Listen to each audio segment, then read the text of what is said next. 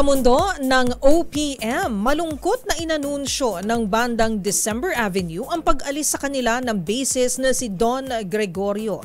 Ang dahilan ng musikero sa kanyang pamamaalam sa banda, alamin sa Showbiz Report na ito. Matapos ang 17 taon, nagpaalam na sa OPM band December Avenue ang bassist na si Don Gregorio. Inanunsyo ito sa pamamagitan ng isang social media post kung saan ipinaliwanag ng musikero na sa pagkakataong ito ay magpo-focus muna siya sa kaniyang pamilya. Nagpaabot din si Gregorio ng pasalamat sa lahat ng mga nagmamahal sa banda at hiling ang patuloy na suporta ng fans sa December Ave. Inalala rin niya ang lahat ng mga lugar na kanilang narating para maghatid ng musika. Mga alaalang babaunin niya mula sa mga kabandang itinuturing na rin daw niyang kapatid. Sa inilabas namang pahayag ng mga natitirang miyembro ng Huling Sandali Hitmakers, ipinagmalaki rito ang kontribusyon ni Don sa banda, hindi lamang bilang bahista kundi bilang isa sa mga founding member ng December Ave.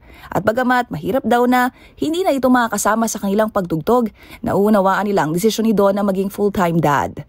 Sa huli, nilinaw ng December Ave na hindi nila papalitan ang nagpaalam na kabanda. Bumuhos naman ng thank you at good luck messages ng fans para kay Don Gregorio.